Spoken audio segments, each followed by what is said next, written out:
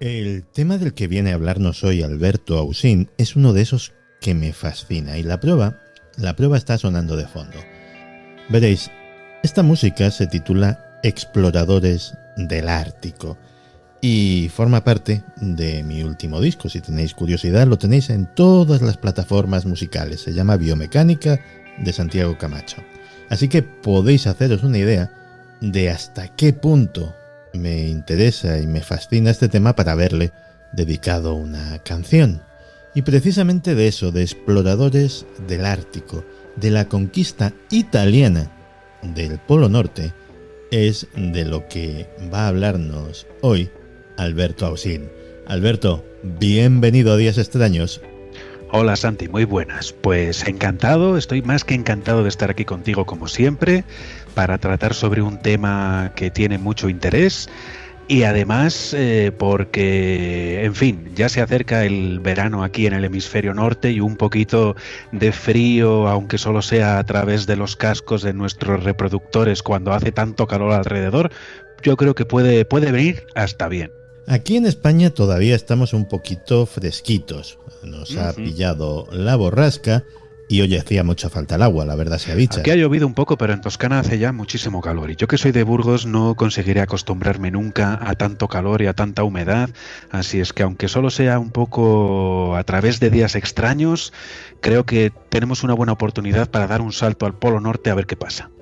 Pues menuda época de la que vamos a hablar, Alberto, porque esos principios del siglo XX, cuando mirabas un mapamundi, ahora ya no, pero cuando mirabas un mapamundi, todavía había zonas en blanco, zonas que no estaban rellenas y eso significaba que aquello era territorio inexplorado. Las había en África, las había en Sudamérica y estaba todo por hacer y había gente valiente que lo hacía. Estaba por hacer subir a la montaña más alta del mundo, bajar a las profundidades más grandes de los mares y por supuesto estaban por conquistar, estaban por ser hollados por el pie humano ambos polos, el norte y el sur.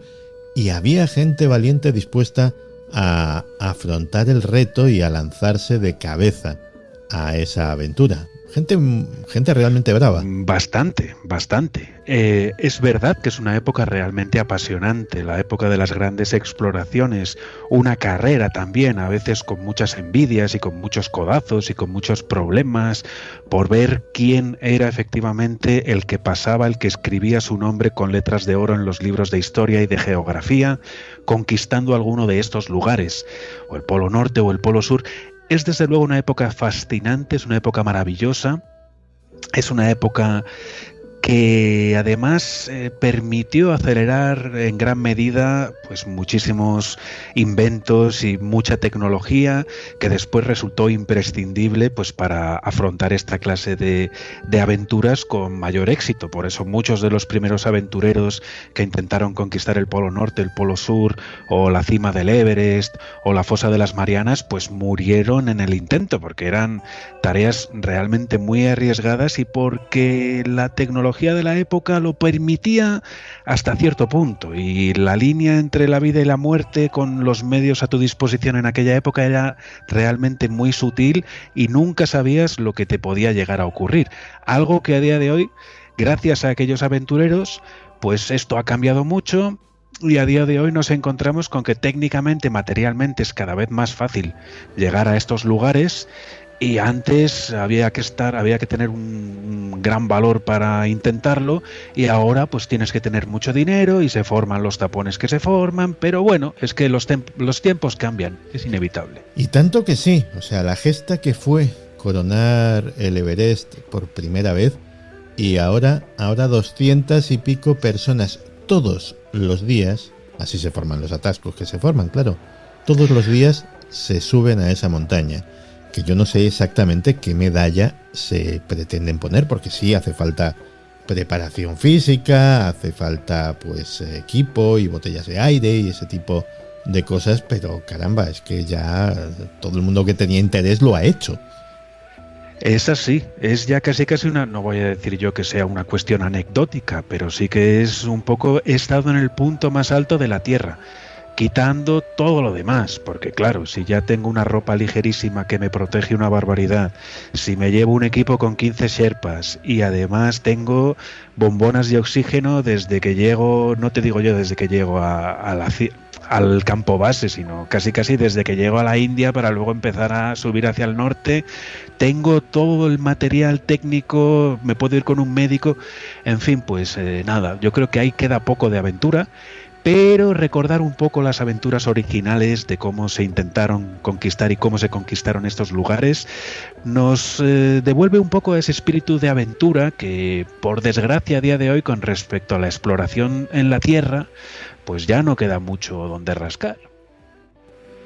Y otra gesta épica fue la conquista de los polos. Y antes de irnos al Polo Norte, hagamos también un breve recuerdo a esa carrera épica, esa carrera dramática, esa carrera trágica que protagonizaron dos hombres que querían poner la bandera de su país en el Polo Sur antes que nadie, Roald Amundsen y el capitán Scott.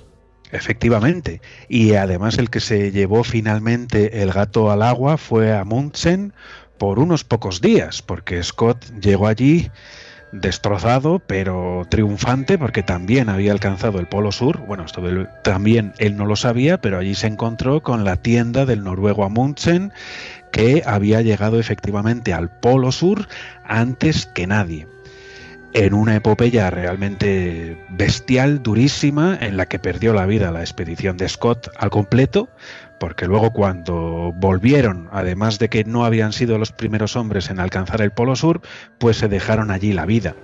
Pero es curioso, Santi, porque Roald Amundsen, este explorador y aventurero noruego, en un primer momento su idea no era la de conquistar el Polo Sur, sino que él quería conquistar el Polo Norte. Pero a finales de la primera década del siglo XX, llegaron unas noticias diciendo que dos estadounidenses habían conquistado el Polo Norte. Luego se demostró que esto era completamente falso. Entonces Amundsen lo que hizo fue cambiar el Polo Norte por el Polo Sur, conquistó efectivamente el Polo Sur y después, unos años después, cuando ya parecía bastante claro que estos dos estadounidenses que decían que habían conquistado el Polo Norte, que aquello no era cierto, empezó a pensar Amundsen en retomar aquella aventura original que él tenía en mente de conquistar el Polo Norte, de manera que llegaría eventualmente a convertirse en el hombre que había conquistado primero el Polo Sur y después el Polo Norte. Pues vámonos al Polo Norte, porque esa conquista del Polo Norte, si todo esto pues ya tenía una serie de elementos maravillosos, muy atractivos, la conquista del Polo Norte tiene un añadido especial para mí, que a mí me gustan esos cacharros: dirigibles. O sea, ¿quién puede pedir más? Aparte de heroicidades, de aventuras épicas, aparte de todo eso, dirigibles. Ahí está, porque la hazaña de Amundsen conquistando el Polo Sur lo hizo fundamentalmente a pie y utilizando también trineos tirados por perros.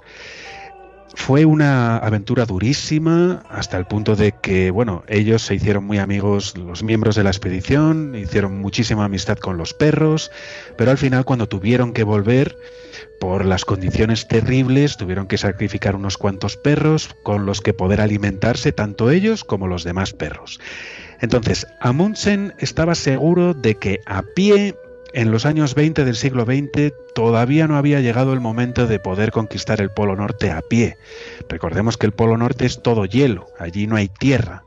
Y además, estos bloques de hielo, en verano, que es cuando se intentó conquistar el Polo Norte, se van derritiendo parcialmente, luego vuelven a enfriarse, aunque es siempre de día, pero el tiempo es muy cambiante, estos bloques se pueden desplazar. Entonces a él se le ocurrió la idea de utilizar un dirigible, ni más ni menos que un dirigible, para alcanzar el Polo Norte y, con suerte, y si el tiempo lo permitía, poder aterrizar el dirigible, o si no, poder descender desde el dirigible hasta el Polo Norte geográfico, siendo así el único hombre que había conquistado, el primer hombre que había conquistado tanto el Polo Sur como el Polo Norte. Pero la verdad es que en aquella época, estamos hablando ya de los años 20 del siglo XX, Noruega no era una potencia en cuanto a la aeronáutica militar y claro, Amundsen, a la hora de conseguir un dirigible que pudiese llevarle hasta el Polo Norte, empezó a buscar a ver de dónde podía sacar un dirigible que fuese capaz de resistir las durísimas condiciones del Polo Norte y terminó contactando. Y aquí está la referencia italiana, que nunca puede faltar en mis intervenciones en Días Extraños.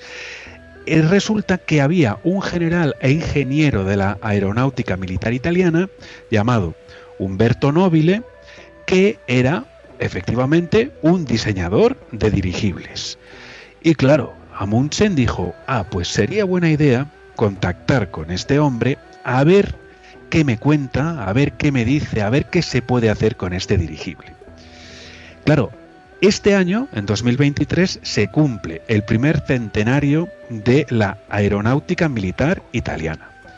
Italia fue un país que salió victorioso de la Primera Guerra Mundial porque cambió de bando bastante al principio, pero fue un país que salió triturado también de la Primera Guerra Mundial porque fue un país vencedor pero que no obtuvo recompensas y además se dejaron la piel en el conflicto 750.000 italianos. Pero bueno, al menos desde el punto de vista técnico, no solo Italia, todos los países que participaron en la Primera Guerra Mundial, durante la misma y sobre todo después de la misma, comenzaron a desarrollar cada vez más la tecnología aeronáutica. Y dentro de la tecnología aeronáutica, aunque empezaba a dudarse sobre su eficacia, sobre todo desde el punto de vista militar, pues los dirigibles todavía estaban muy en boga.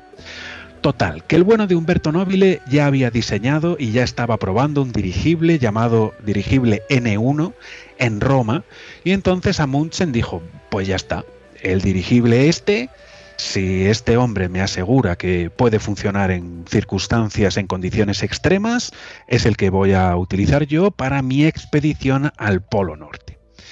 Y consiguió Amundsen que el gobierno noruego comprase este dirigible a Umberto Nobile y después tanto el gobierno noruego como un estadounidense, un ciudadano estadounidense que formó parte también de la tripulación de esta expedición de Amundsen al Polo Norte, fueron los que financiaron en sí la exploración. Pero además ellos contactaron directamente y contrataron directamente al propio Umberto Nobile porque le necesitaban como capitán del dirigible, porque nadie era capaz de manejar aquel dirigible como el propio diseñador. Y además también 3 técnicos que se iban a encargar de los 3 motores que tenía el dirigible, también eran los 3 italianos. De forma que este dirigible, el N1, se rebautizó con el nombre de Norge o Noruega y todo quedó ya preparado para intentar conquistar el Polo Norte.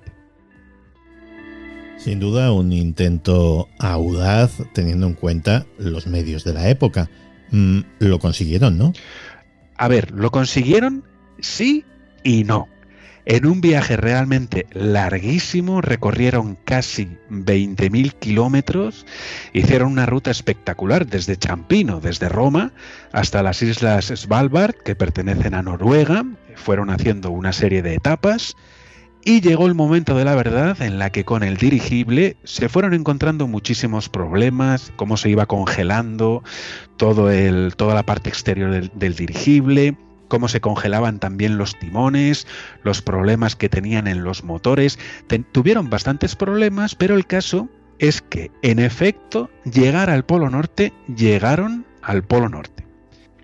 El 12 de mayo de 1924, el Norge, este dirigible pilotado por Umberto Nobile, pero cuyo jefe de la expedición era Roald Amundsen, se colocó sobre el Polo Norte.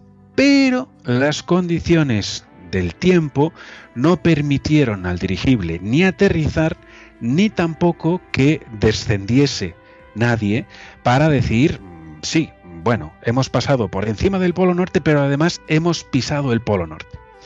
De manera que sí, pero no, no, pero sí. ¿Qué hicieron? Tiraron las banderas, la bandera de Noruega, la bandera de los Estados Unidos, porque uno de los financiadores era estadounidense, la bandera de Italia, porque estaba allí Umberto Nobile, que era el que había diseñado el dirigible, y algunas cosas más, y luego siguieron rumbo a Alaska y terminaron aterrizando en Alaska, consiguiendo una serie de hitos espectaculares. Esto es cierto, pero es verdad que no consiguieron pisar el Polo Norte. Y esto, ahí ya te cabe la duda, ¿no? ¿Pasaron por encima? Sí, pasaron por encima, pero no lo pisaron, ¿no? A ver. Claro, esto es como mandar una nave a la Luna y decir, oye, sí, que es que hemos dado un par de órbitas, le hemos dado un par de vueltas y nos hemos vuelto. Hombre, sí has llegado a la Luna. Efectivamente. Pero no es lo mismo. Y luego, además, cuando ya pusieron rumbo a Alaska, empezaron a tener algunas fricciones y algunas broncas entre Roald Amundsen y el propio Umberto Nobile. Porque, claro, Amundsen había dicho que había que llevar el material, el equipo mínimo, indispensable, etcétera. El general Umberto Nobile se llevó a su perra, una Fox Terrier, Tina. Yo no sé si Amundsen de vez en cuando no le echaba miradas a la perra, tipo, cuidado perrita, que como nos caigamos, tú vas a ser la primera en alimentarnos. Ya sé que suena un poco feo, pero la época era así. Y además, cuando pasaron por el Polo Norte, Umberto Nobile sacó de su equipaje, sacó su uniforme de gala de general. Y claro, Amundsen dijo, bueno, oiga, pero usted está de broma. O sea, yo entiendo que usted sea italiano y que quiera festejar el haber pasado por encima del Polo Norte, pero primero trae a la perra, una Fox Terrier que a lo mejor no pesaba ni 10 kilos, ¿no? Pero bueno. Y ahora, además, viene usted aquí con el uniforme de gala de general. Llegó a declarar a Amundsen que aquello parecía una especie de circo volante, ¿no? Por culpa del italiano Umberto Nobile. Pero también es cierto que cuando Nobile volvió a Italia, fue recibido con todos los honores. Estamos hablando de 1924. El fascismo acababa de dar su golpe de estado, se acababa de hacer con todo el poder en el país. Y bueno, pues había sido una gran epopeya que demostraba pues, el nivel de la ingeniería aeronáutica italiana, el nivel de pilotaje también de este general. Y en fin, pues le dieron mucho bombo y todo el mundo más o menos se quiso aprovechar de aquella epopeya, de aquella acción, pero quedaba esa china en el zapato, ¿no? Quedaba ese hecho de que habían pasado por encima, pero que nadie había pisado todavía el Polo Norte. Claro, conociendo el carácter italiano y conociendo cómo estaban las cosas en aquella época, me imagino que dijeron, pues nosotros lo vamos a hacer. Efectivamente, además dijeron, a ver, si es que tenemos la parte fundamental, porque tenemos al diseñador de los dirigibles, que es el señor Umberto Nobile, y además él ha participado en esta expedición, con lo cual la única pega que podría haber tenido en un primer momento si Umberto Nobile no hubiese participado en la expedición del Norge era que él no había estado allí, pero es que había estado allí. Tenían a un hombre que era capaz de diseñar el dirigible, de pilotar el dirigible y de llegar hasta el Polo Norte. Y entonces dijeron, vamos a crear otro dirigible que para 1928 sea capaz de alcanzar finalmente el Polo Norte. Pues Umberto Nobile ya a finales de 1927 consiguió convencer al gobierno de Benito Mussolini para poner en marcha una nueva expedición. Pero eso sí, no lo tuvo fácil, ¿eh? Aunque Umberto Nobile había llegado a ser muy famoso por este viaje del dirigible Norge que pasó por encima del Polo Norte, pues ya sabes cómo es esta vida, siempre tienes quien te pise los callos y quien te pegue codazos. Había un general del ejército italiano, como el propio Umberto Nobile, que también construía dirigibles y no quería que le diesen el encargo a Umberto Nobile.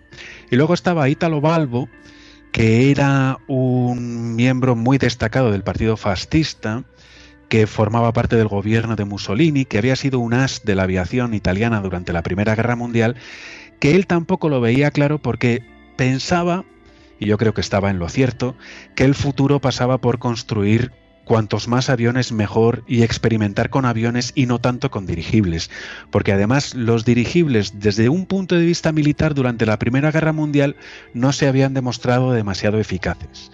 Entonces tuvo ahí sus problemas, pero Umberto Nobile era un hombre muy inteligente y supo reconducir la situación. Dijo, bueno, pues que no sea tanto una expedición militar, solo militar y propagandística, que sea también una expedición científica. de manera que se involucre también la Real Sociedad Italiana de Geografía, de manera que además de demostrar simplemente que somos capaces de llegar allí, que podamos realizar una serie muy destacada y muy amplia de experimentos de todo tipo, pues para aprovechar esto desde un punto de vista técnico, desde un punto de vista científico, desde un punto de vista aeronáutico, también propagandístico, ¿por qué no? Y también militar, ¿por qué no?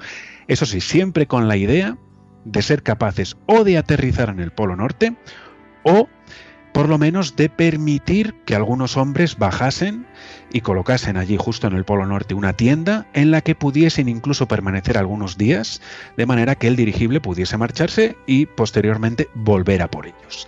De forma que para 1928 ya estaba listo el nuevo dirigible, el N4, rebautizado como Dirigible Italia, que tenía 105 metros de largo, 19,4 metros de diámetro, un volumen de 18.500 metros cúbicos de hidrógeno, un gas por lo tanto más ligero que el aire para poder hacer con el dirigible lo que uno quisiera, porque efectivamente esta capacidad se llenaba con hidrógeno, tenía 23 metros de altura, pesaba 10 toneladas vacío y podía llevar, finalmente llevó, esto está claro, 16 miembros de la tripulación. Podía alcanzar hasta 1.500 metros de altitud sin empezar a tener problemas serios y además era impulsado por 3 motores Maybach de 250 caballos de potencia cada uno. Así es que era realmente una bestia de los cielos. Y parecía el aparato idóneo para una exploración de estas características, siguiendo precisamente la estela del dirigible Norge. Así que planificarían todo muy bien, reunirían una tripulación adecuada y, oye, por cierto, ¿fue el perro? Sí. La perra Titina fue otra vez, porque claro, si en dirigible ajeno, porque sí, lo había diseñado él y lo pilotaba él, pero el dirigible Norge pertenecía al gobierno noruego. Si en dirigible ajeno en el Norge fue capaz de llevar a su perra Titina, ¿cómo no la va a llevar en su propio dirigible? Eso es cierto. Sí, fueron 16 miembros, una tripulación de 16 miembros, de los cuales 7 militares, 5 técnicos, 3 científicos y un periodista, más la perrita Titina. Claro. Llevaron mucho equipo, mucho material, porque tenían pensado realizar toda clase de experimentos sobre geografía, geofísica, gravimetría, meteorología, oceanografía. Querían también hacer unas mediciones sobre magnetismo terrestre, sobre propagación de las ondas electromagnéticas, con lo cual efectivamente esto iba un poquito más allá del ego del propio Umberto Nobile, porque no es que utilizase esto como excusa. Él realmente quería llegar al Polo Norte, quería pisar con sus propios pies el Polo Norte, pero también quería que se realizasen toda una serie de experimentos pues, para continuar avanzando en todas estas ciencias, disciplinas de la ciencia, que desde luego se podían descubrir cosas muy interesantes en un lugar como el Polo Norte, que todavía no había sido conquistado. Y llega el gran día, sueltan amarras, el dirigible vuela libre hacia su destino y, bueno, ¿cómo fue esta travesía? Hasta llegar a Noruega y a las islas Svalbard, más o menos el recorrido fue parecido, porque el dirigible Italia zarpó de Roma a Ciampino el 19 de marzo de 1928. Y al día siguiente prácticamente ya estaban por encima de Padua y posteriormente de Venecia. Y luego llegó ya una primera etapa un poco complicada, que fue sobrevolar los Alpes. Aquí, digamos que sí podía alcanzar el dirigible Italia a una altitud superior a la máxima que podía alcanzar en el polo, porque las condiciones eran bastante diferentes. Pero lo cierto es que hasta llegar a Noruega y hasta llegar a las islas Svalbard, no tuvieron ningún problema particular, nada reseñable, no tuvieron que realizar reparaciones, ni tuvieron que aterrizar antes de tiempo, ni hacer aterrizajes de emergencia, ni nada por el estilo. Sí que es cierto que estaban esperando también la llegada de una nave de apoyo y con otros miembros de apoyo de esta exploración, ya no miembros de la tripulación del dirigible, también con periodistas, porque Nobile era muy inteligente y también había llegado a ciertos acuerdos para financiar la expedición con periodistas, ¿no?, que iban a dar todo lujo de detalles sobre este nuevo intento de conquista del Polo Norte. Total, que al final llegaron a la isla de los Osos, en las islas Svalbard, a eso del 6 de mayo de 1928. Y una vez estaban allí, ellos ya estaban listos, ya estaban preparados para atacar el Polo Norte con la intención de llegar a los 90 grados de latitud norte y ser efectivamente los primeros que consigan, que iban a conseguir, ellos pensaban, poner sus pies, hollar el Polo Norte.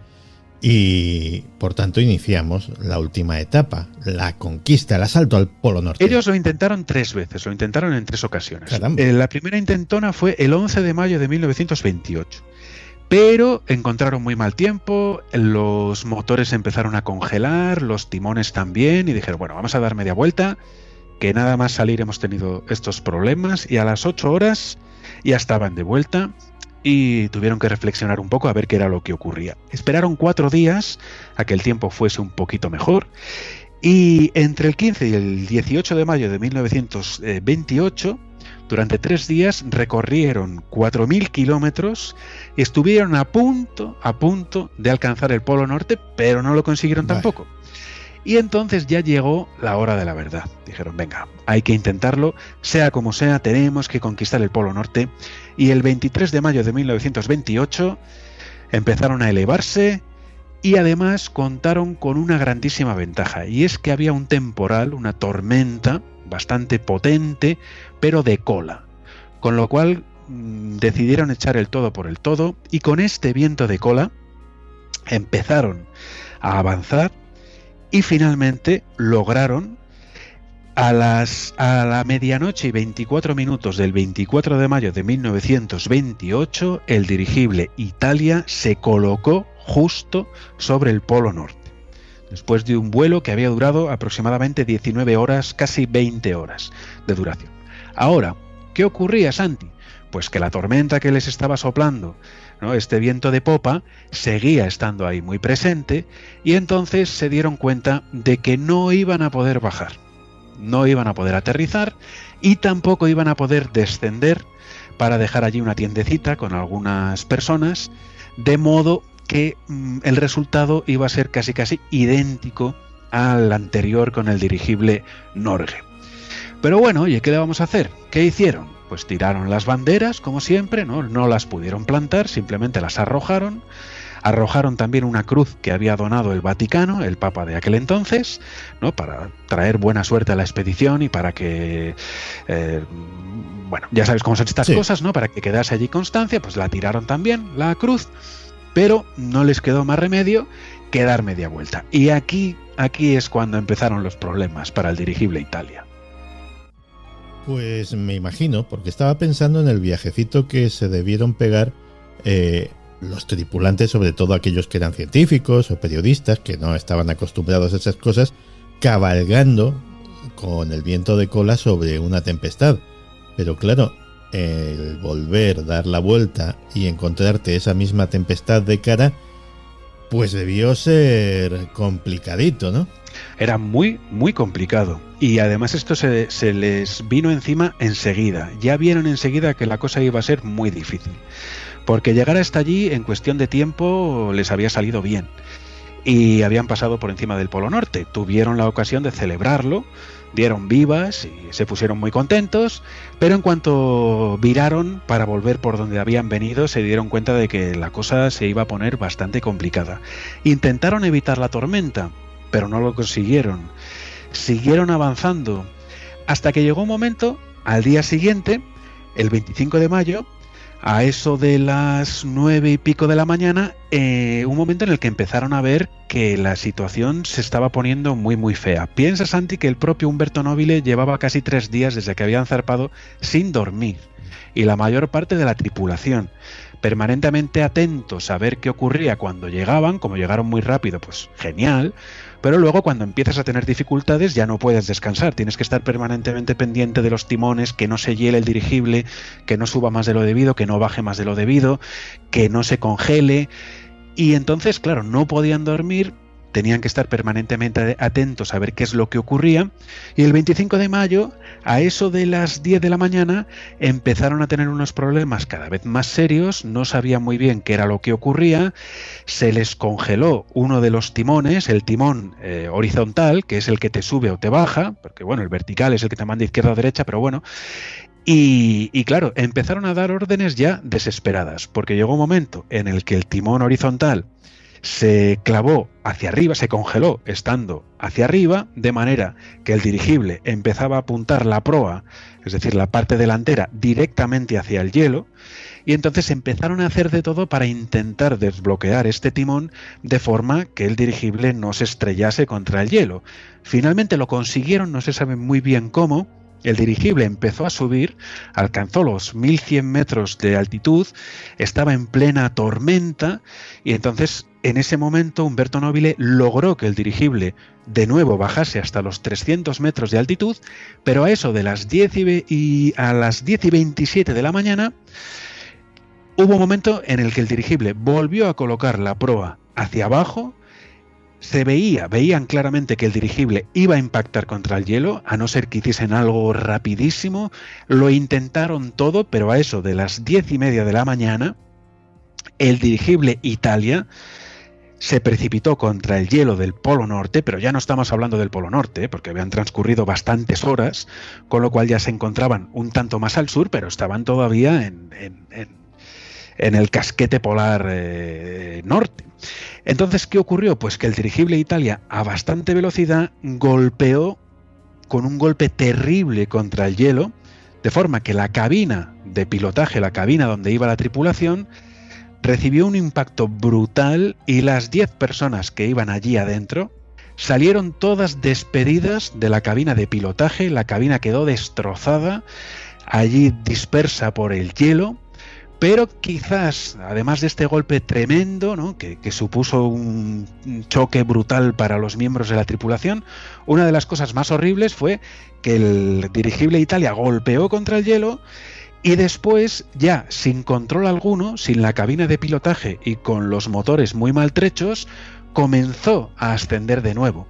Pero resulta que de los 16 tripulantes, 10 iban en la cabina de pilotaje. ¡Ay, madre! Pero además, el dirigible tenía en la panza, digamos, una parte hueca, sí, que comunicaba desde la cabina de pilotaje hasta la cola, para que por allí pudiesen pasar los hombres para controlar los motores, los timones, el estado en sí del dirigible. Bueno, pues los 6 hombres que iban a bordo de esta zona no salieron despedidos por culpa del impacto. Entonces el dirigible empezó a elevarse otra vez con estos 6 hombres a bordo. La tormenta se los tragó a ellos y al dirigible, y nunca se volvió a saber nada, ni del dirigible Italia, de la parte de lo que sería el dirigible en sí, ni de estos 6 hombres que se quedaron allí adentro. Nunca se encontró nada, ni el menor rastro. Nunca se encontraron restos. Sí que hay algunas... Bueno, ahora te contaré, Santi, qué es lo que ocurrió con los 10 ¿sí? que se estamparon allí contra el hielo. Porque alguno de ellos, de estos 10 que se estamparon contra el hielo, increíblemente 9 sobrevivieron. Y uno murió por una serie de hemorragias internas debidas al impacto contra el hielo. Sí que es verdad que de estos supervivientes, que enseguida montaron allí una tienda, ahora te explicaré un poco, vieron ese mismo día una columna de humo en la distancia, casi en el horizonte, y pensaron que podía haber sido el dirigible, que efectivamente, como salió sin control, terminó por estrellarse, y los motores se incendiaron junto con el combustible, y por esto vieron esta columna de humo. Pero hasta donde yo sé, los cadáveres no han sido nunca recuperados. Se intentaron recuperar en varias ocasiones, pero claro, el problema del Polo Norte es que no hay tierra, es todo hielo. Entonces, claro, como estos bloques de hielo se van moviendo, se van desplazando, se convierten en icebergs, vaya, pues la cosa se complica, pero desde luego, aunque quizás me esté equivocando y se encontrase alguna cosa que podría ser, yo me quiero quedar más que nada con esta imagen realmente terrorífica de los hombres que iban a bordo, los 6 que se quedaron allí dentro, que posiblemente vieron cómo sus compañeros se habían estampado contra el hielo, sin saber muy bien si estaban vivos o muertos, pero ellos que empiezan a subir, a ascender, y se vuelven a meter en la tormenta sin tener ninguna posibilidad ni de bajar, ni de controlar el dirigible, ni de hacerlo subir, o de hacerlo bajar, o de hacerlo virar. Estás metido en un dirigible y vas hacia la muerte. Y desde luego la muerte, por desgracia para estos 6, la encontraron. Ya. Bueno, ¿y qué pasó con los supervivientes? Bueno, pues los supervivientes tuvieron muchísima suerte, porque de estos 10, uno muere casi en el acto por culpa de las hemorragias internas. Por cierto, que la perrita Titina sobrevive. Bueno. A Humberto. Junto a Humberto Nobile está claro que la perrita Titina era dura de matar, ¿eh? Uh-huh. Aguantaba de todo. Y lo que hicieron fue pues decir, bueno, pues vamos a organizarnos, vamos a intentar sobrevivir aquí el mayor tiempo posible, a ver si conseguimos que nos rescaten. ¿Qué hicieron? Pues primero empezaron a acumular todo lo que encontraron por ahí y consiguieron levantar una tienda, la tienda que ellos habían llevado precisamente con la intención de estar allí durante unas horas o quizás durante un día en el Polo Norte. Esta estaba intacta. Entonces la colocaron allí, una tienda para 4 personas, en la que tuvieron que convivir 9 personas y una perrita. Y después, claro, intentaron recuperar todo el material que encontraron una pequeña radio, y desde el primer momento, una radio que llevaban ellos, lógicamente, y desde el primer momento intentaron contactar con quien fuese, sobre todo con la nave de apoyo que había quedado en estas islas de Noruega, a ver si eran capaces de recibir la señal, porque ellos sí que sabían exactamente dónde se encontraban, consiguieron saber cuáles eran las coordenadas exactas. Y bueno, pues mientras hacían esto, ya de paso se dedicaron a realizar una serie de experimentos, que era a lo que habían ido. Tampoco pudieron hacer muchos, porque buena parte del equipo se había destrozado. Y bueno, ellos insistían con la radio. Pero fíjate, Santi, cómo es el mundo. En cuanto se vio que el dirigible no volvía, los periodistas que estaban allí, cerca del barco que servía de apoyo al dirigible, empezaron a utilizar ellos todos los medios de comunicación posibles, radios, telégrafos, para mandar noticias a Italia, ¿no? Ya sabes lo que es el morbo, ¿no? Pues no tenemos noticia del dirigible, porque sí que es verdad que habían mandado la noticia, efectivamente, de que habían llegado hasta el Polo Norte, que habían sobrevolado el Polo Norte, pero después se había perdido contacto con ellos. Entonces, pues hemos perdido contacto, no sabemos qué está ocurriendo. Bueno, pues por culpa de todos estos periodistas y de todos los curiosos que estaban mandando noticias a través del telégrafo, a través de la radio, no se conseguía contactar, o por lo menos los miembros del dirigible Italia no conseguían ponerse en contacto con el equipo de rescate que tenían allí esperando, ¿no? Aquello de, por favor, no ocupen las líneas telefónicas, no vaya a ser que llame el interesado en ser rescatado, ¿no? En las líneas o las ondas de radio en este caso. Pues nada, no hicieron ni caso, ¿no? Y entonces ellos tenían que sobrevivir como buenamente podían. Lo primero que hicieron fue teñir con anilina, que llevaban para algunos experimentos, tiñeron la tienda de rojo. Y esta tienda roja, ¿no? La tenda rosa, es muy famosa en Italia precisamente por este hecho, ¿no? Se habla siempre de la tenda rosa porque ellos, estos 9 hombres y Tina la perrita, la Fox Terrier, se metieron en esta tienda pensando que les iban a intentar, por lo menos que les iban a intentar rescatar, pues tiñeron la tienda de rojo con esta anilina. Pero como en el Polo Norte, durante el verano, no se hace nunca de noche, la luz puede variar más o menos, pero nunca oscurece. A los pocos días, la luz solar, las radiaciones solares habían acabado con este color rojo, pero luego le dieron otra capa, ya te contaré cómo, Santi, que es bastante curioso, ¿no?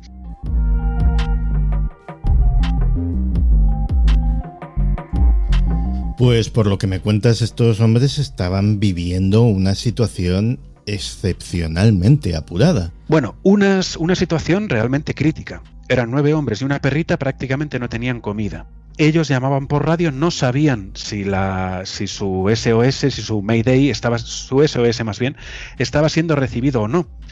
Desde luego no recibían nada. Ellos emitían, pero no recibían nada, con lo cual no estaban muy seguros. Casi no tenían comida, solo las cosas que habían rescatado del dirigible. Poca cosa. Temperaturas que oscilaban de media entre los 0 grados y los menos 25, menos 30 grados. En un lugar donde no hay nada, no hay puntos de referencia, no hay, oye, ¿por qué no vamos hasta allí? A ver si encontramos un sitio más reparado. No hay nada, son solo bloques de hielo. Entonces la cosa se estaba poniendo realmente muy mal. Pero al menos, hubo un espíritu de solidaridad entre las naciones que ya se habían dedicado a la exploración polar e incluso otras, e inmediatamente se pusieron en marcha varios rescatadores con toda suerte de medios, fundamentalmente hidroaviones modificados para ser capaces de sobrevolar el polo, aviones también, barcos e incluso dos rompehielos rusos que intentaron averiguar un poco dónde estaban estos supervivientes. Pero fíjate, Santi, también se desplegaron noruegos, suecos, intentando encontrar a los supervivientes del dirigible Italia. No deja de ser curioso porque a los pocos días de estar allí esperando a ver qué ocurría, tuvieron un golpe de suerte increíble, y es que el 29 de mayo, si no estoy equivocado, se habían pasado 4 días desde que habían caído sobre el hielo, uno de los miembros de la tripulación se topó ni más ni menos que con un oso polar. Dijo, Dios mío, qué suerte. Lo mató a tiros, tenía buena puntería. Es una pena, pero por lo menos les ayudó a sobrevivir. Es decir, de golpe y porrazo, gracias a que cazaron a un oso polar, ya tenían comida para bastante tiempo. Además, allí, con el hielo del Polo Norte, no hay problemas de que la comida se te ponga mala. Y además aprovecharon la sangre del oso para reteñir, para dar una segunda capa de rojo, esta tienda, a ver si les conseguían ver. Pero bueno, el caso es que ellos seguían llamando por radio, pero no recibían respuesta. 3 miembros de la tripulación, hartos ya de tanto esperar, el día 30 de mayo dijeron, venga, vámonos. 3 de nosotros vamos a intentar caminar todo lo posible a ver si somos capaces de encontrar algún sitio, porque creyeron ver, como la placa de hielo en la que estaban se desplazó, creyeron ver una isla, pensaron, bueno, pues si esta es la isla, no sé qué, no estamos tan lejos, vamos a intentar llegar a pie. Conclusión, que de estos 3 que intentaron llegar a pie, cuando vieron que no iban a poder llegar a pie, volvieron, pero uno de ellos murió mientras volvían. Entonces la situación se estaba realmente poniendo muy mal. Desde el 25 de mayo hasta el 9 de junio, es verdad que hubo un radioaficionado ruso que captó parte de la señal de socorro, pero solo la primera parte. Socorro, somos el dirigible Italia, nos hemos caído, pero no captaba la segunda parte, que eran las coordenadas. Con lo cual, pues poco se podía hacer. Hasta que el 9 de junio, finalmente, el barco de apoyo, Ciudad de Milán se llamaba, consiguió captar la señal de socorro completa. De manera que fue capaz de saber que se habían caído, algo que ya todos daban por supuesto, pero que había supervivientes, algo que ya se sabía gracias al radioaficionado ruso, y las coordenadas, de forma que ya los trabajos de rescate comenzaron a ser mucho más precisos.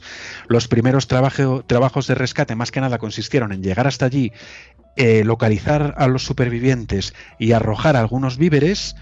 Por cierto, Santi, que aunque Roald Amundsen, que había tenido sus más y sus menos con Humberto Nobile, al final de la exploración, ¿no?, de la expedición del Norge, del dirigible Norge, Roald Amundsen, en cuanto se enteró de que el dirigible Italia había tenido este accidente, él se prestó voluntario con un hidroavión para buscar al dirigible de su amigo, aunque había tenido sus roces.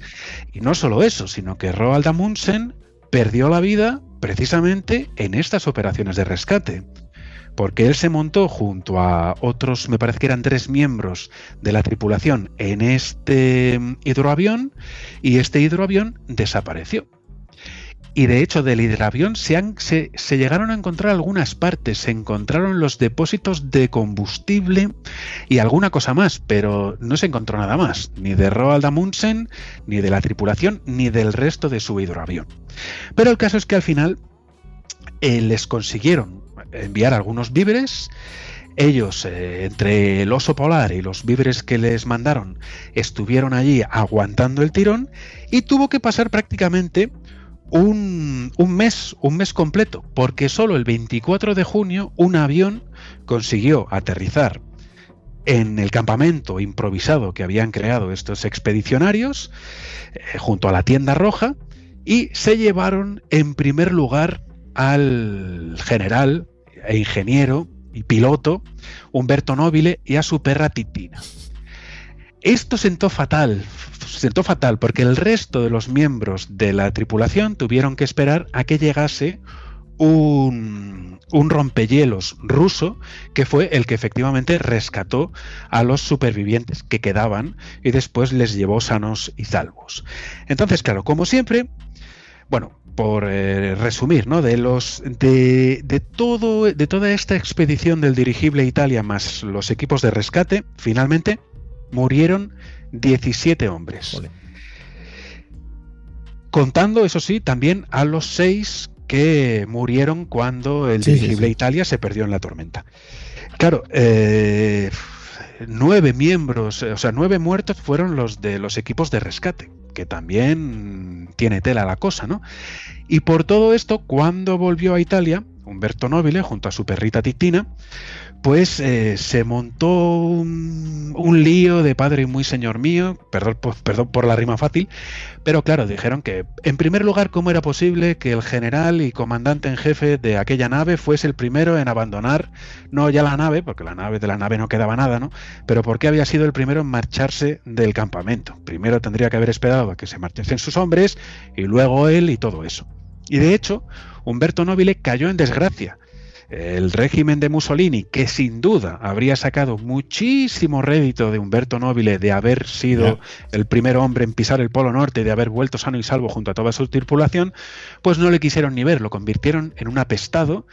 Él después vivió entre la Unión Soviética, los Estados Unidos, también un poquito de tiempo estuvo en España, y después ya durante la Segunda Guerra Mundial, con la liberación de Italia, volvió a Italia, y bueno, tuvo una vida realmente muy larga. Umberto Nobile escribió muchísimos libros sobre esta aventura, hay películas incluso, hay bastantes restos, no ya del dirigible Italia, de lo que sería el dirigible en sí, sino de la cabina de pilotaje y de la tienda, sobre todo en museos de la Unión Soviética, en museos rusos actualmente, y en muchos museos, porque todo el que pasaba por allí se llevaba algún trocito para recordarlo.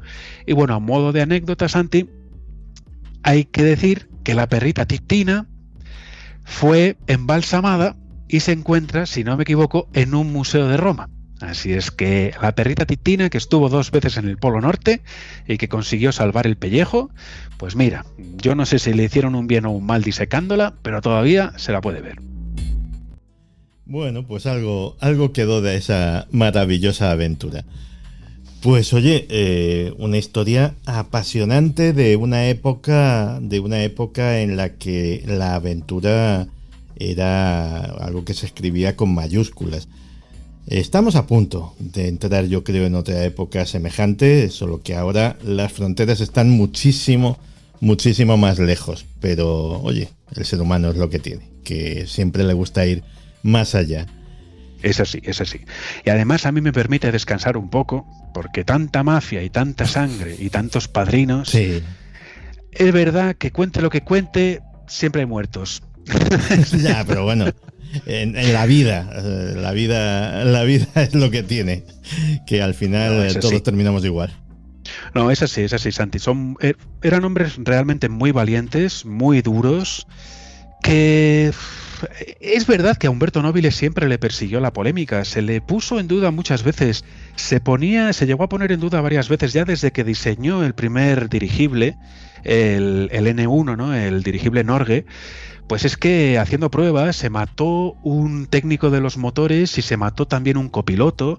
Siempre le echaban la bronca, pero claro, es que hay que tener en cuenta que en aquella época, si tenías un accidente con un avión, es que luego no te podían echar la bronca por más episodios porque te matabas directamente. Por lo menos en los dirigibles tenías alguna posibilidad de sobrevivir. Entonces, claro, pero siempre fue un hombre muy polémico, ¿no? Esta mezcla, ¿no? de ambición, de quiero hacerlos por el mero hecho de que se puede hacer, aunque sea pronto, aunque me juegue la vida, aunque por el motivo que sea. Bueno, es así, es la naturaleza humana. Así es. Alberto, ¿ya finalizaste los 5 padrinos? Que va, estoy todavía por el 4, si no me equivoco, cuando salga este episodio de Días Extraños. Ya habré empezado con la vida de Totò Riina, que fue tan bestial y tan sanguinario que he decidido dividir su vida, la vida del cuarto padrino, Salvatore Riina, en varios episodios, con lo cual, pues nada, estoy convencido de que solo voy a hablar sobre 5 padrinos, pero ¿cuánto me queda todavía por hablar de ellos? Sobre ellos yo creo que todavía hay tela que cortar. Genial, pues ya lo sabéis, el podcast de Alberto Ausín, 5 padrinos, que si os interesa las historias de la mafia es directamente apasionante y es la mejor voz para contárnoslo, la que sabe más de estas cosas. Alberto Ausín, muchísimas gracias como siempre por venir a contarnos estas historias apasionantes a Días Extraños. De nada, Santi, gracias a ti, yo me lo paso fantásticamente bien hablando contigo y pudiendo charlar un ratito con toda la extraña familia, así es que encantado, un abrazo.